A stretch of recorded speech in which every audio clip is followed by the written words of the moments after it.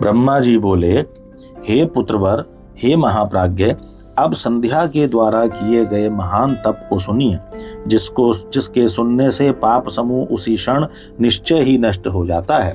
तपस्या का उपदेश कर वशिष्ठ जी के अपने घर चले जाने पर संध्या भी तपस्या की विधि को जानकर अत्यंत हर्षित हो गई। वह ब्रह्लोहित सर के सन्निकट प्रसन्नचित्त होकर अनुकूल वेश धारण करके तपस्या करने लगी।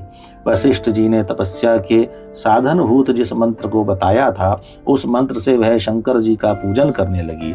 इस प्रकार सदाशिव में चित्त लगाकर एकाग्र मन से घोर तपस्या करती हुई उस संध्या का एक चतुर्युग बीत गया। उसके पश्चात उस तपस्या से संतुष्ट हुए शिवजी उसके ऊपर प्रसन्न हो गए और बाहर भीतर तथा आकाश में उसे अपना विग्रह दिखाकर वह शिवजी जिस रूप का ध्यान करती थी, वह शिवजी के जिस रूप का ध्यान करती थी उसी रूप से उसके समक्ष प्रकट हो गए। संध्या अपने मन में चिंतित प्रसन्न मुख तथा शांत स्वरूप भगवान शिव को सामने देखकर बहुत प्रसन्न हुई। मैं शिव जी से क्या कहूं तथा किस प्रकार इनकी स्तुति करूं, इस प्रकार चिंतित होकर संध्या ने भयपूर्वक अपने नेत्रों को बंद कर लिया।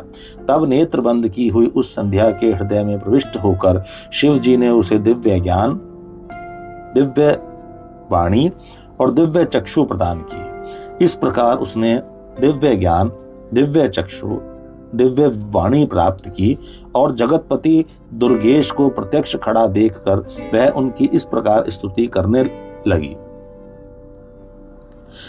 जिनका रूप निराकार, ज्ञान गम्य तथा पर है, जो न स्थूल है न सूक्ष्म न उच्च ही है, तथा जो योगियों के द्वारा अंतःकरण से चिंत्य हैं, ऐसे रूप वाले लोककर्ता आपको नमस्कार है। जिनका रूप सर्वस्व रूप, शांत निर्मल निर्विकार ज्ञान से परे, अपने प्रकाश में स्थित विकार रहित आकाश मार्ग स्वरूप एवं अंधकार मार्ग से परे तथा प्रसन्न रहने वाला है, ऐसे आपको नमस्कार है। जिनका रूप एक अद्वितीय शुद्ध दैदीप्यमान माया रहित चिदानंद सहज विकार रहित नित्यानंद स्वरूप सत्य और विभूति से युक्त प्रसन्न रहने वाला तथा समस्त श्री को प्रदान करने वाला है, उन आपको नमस्कार है।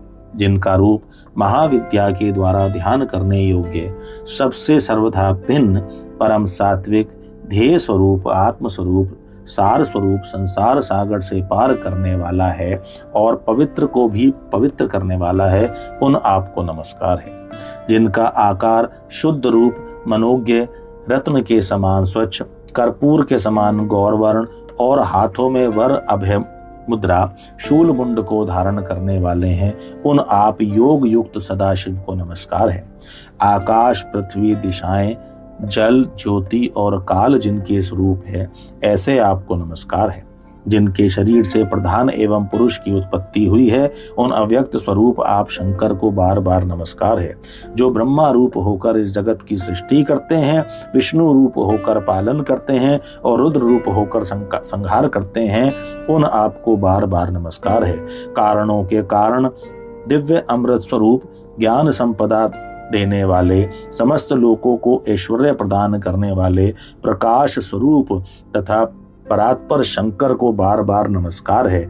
जिनके अतिरिक्त यह जगत और कुछ नहीं है, जिनके पैर से पृथ्वी दिशाएं सूर्य चंद्रमा कामदेव और बहिर्मुख अन्य देवता और नाभि से अंतरिक्ष उत्पन्न हुआ है, उन आप शंभु को मेरा नमस्कार है।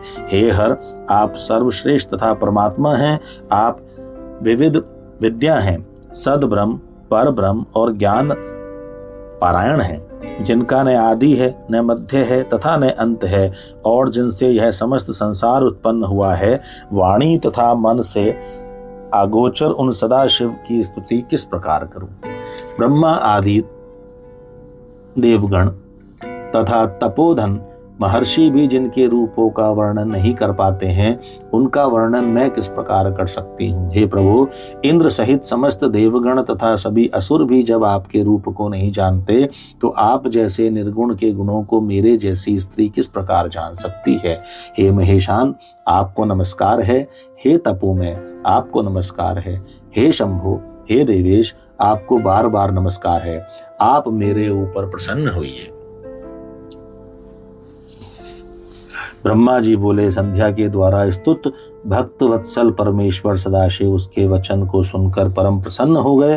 वे शिव वलकल तथा कृष्ण मृग चर्म युक्त उसके शरीर को जटा से आच्छन्न एवं पवित्री धारण किए हुए उसके सिर को तथा तुषारपात से मुरझाए हुए कमल के समान उसके मुख को देखकर दयामय होकर उससे इस प्रकार कहने लगे।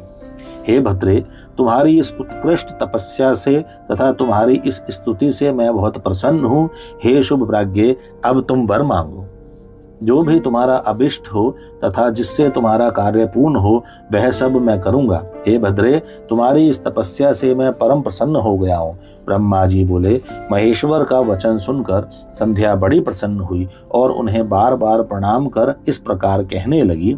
हे महेश्वर, यदि आप प्रसन्नता पूर्वक वर देना चाहते हैं, यदि मैं आपसे वर प्राप्त करने योग्य हूँ तथा यदि मैं उस पाप से सर्वथा विशुद्ध हो गई हूँ, और हे देव, यदि आप इस समय मेरे तप से प्रसन्न हैं, तो पहले मैं यह वर मांगती हूँ, उसे दीजिए। हे देवादिदेव, इस आकाश तथा पृथ्वी में उत्पन्न होते ही कोई भी प्राणी सदैव काम युक्त न हो। हे प्रभु, मैं अपने आचरण से तीनों लोकों में इस प्रकार प्रसिद्ध हूँ जैसे और कोई दूसरी स्त्री न हो। एक और वर मांगती हूँ, मेरे द्वारा उत्पन्न की गई कोई भी संतति सकाम होकर पतित न हो, और हे नाथ, जो मेरा पति हो वह भी मेरा अत्यंत सुहृद बना रहे। मेरे पति के अतिरिक्त जो कोई भी पुरुष मुझे सकाम दृष्टि से देखे, उसका पौरुष नष्ट हो जाए और वह नपुंसक हो जाए। ब्रह्मा जी बोले, निष्पाप संध्या के इस प्रकार के वचनों को सुनकर तथा उससे प्रेरित होकर भक्त वत्सल भूत भावन शंकर प्रसन्न चित्त होकर कहने लगे, हे देवी, हे संध्या, मेरी बात सुनो। तुम्हारा पाप नष्ट हो गया।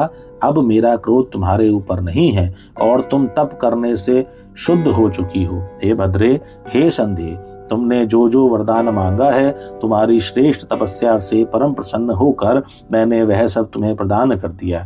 अब प्राणियों का प्रथम शैशव बाल भाव, दूसरा कौमार भाव, तीसरा जौवन भाव तथा चौथा वार्धक्य भाव होगा। शरीरधारी तीसरी अवस्था आने पर सकाम होंगे और कोई प्राणी दूसरे के अंत तक सकाम होंगे। मैंने तुम्हारी तपस्या से संसार में यह मर्यादा स्थापित कर दी कि शरीरधारी उत्पन्न होते ही सकाम नहीं होंगे। तुम इस लोक में ऐसा सती भाव प्राप्त करोगी जैसा तीनों लोकों में किसी अन्य स्त्री का नहीं होगा। तुम्हारे पति के अतिरिक्त जो तुमको सकाम दृष्टि से देखेगा, वह तत्काल नपुंसक होकर दुर्बल हो जाएगा। तुम्हारा पति महान भाग्यशाली, तपस्वी तथा रूपवान होगा। वह तुम्हारे साथ 7 कल्पों तक जीवित रहेगा। इस प्रकार तुमने जो जो वर मुझसे मांगा, उन सभी वरों को मैंने प्रदान किया। अब मैं तुम्हारे जन्मांतर की कुछ बातें कहूंगा। तुम अग्नि में अपने शरीर त्याग करने की प्रतिज्ञा पहले ही कर चुकी हो, अतः उसका उपाय मैं तुमको बता रहा हूं। उसे निश्चित रूप से करो। वह उपाय यही है कि तुम महर्षि मेधातिथि के 12 वर्ष तक चलने वाले यज्ञ में प्रचंड रूप से जलती हुई अग्नि में शीघ्रता से प्रवेश करो। इस समय मेधातिथि इसी पर्वत की तलहटी में चंद्रभागा नदी के तट पर तपस्वियों के आश्रम में महान यज्ञ कर रहे हैं।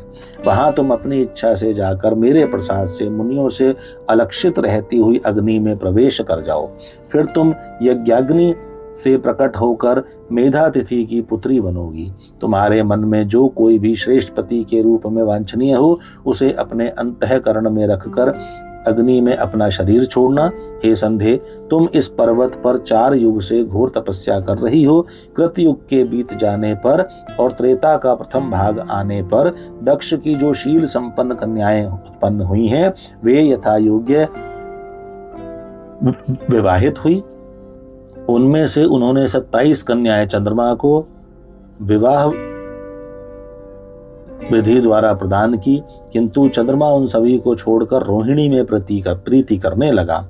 इस कारण जब दक्ष ने क्रोध से चंद्रमा को शाप दे दिया, तब सभी देवता तुम्हारे पास आए थे। हे संध्या, उस समय तुम मेरा ध्यान कर रही थी, इसलिए वे देवगण जो ब्रह्मा जी के साथ आए हुए थे, तुमने उनकी तरफ देखा नहीं, क्योंकि तुम आकाश की ओर देख रही थी। अब तुमने मेरा दर्शन प्राप्त कर लिया है। तब ब्रह्मा जी ने चंद्रमा के शाप को दूर करने के लिए इस चंद्रभागा नदी का निर्माण किया है। उसी समय वहां मेधातिथि उपस्थित हुए थे। तपस्या में उनके समान न तो कोई है, न कोई होने वाला, और न कोई हुआ है। उन्होंने ही इस चंद्रभागा नदी के तट पर विधि पूर्वक ज्योतिष्टोम यज्ञ का आरंभ किया है। वहां अग्नि प्रज्वलित हो रही है, उसी में अपने शरीर को छोड़ो। इस समय तुम अत्यंत पवित्र हो, तुम्हारी प्रतिज्ञा पूर्ण हो। हे तपस्विनी, अपने कार्य की सिद्धि के लिए मैंने यह विधि बताई है।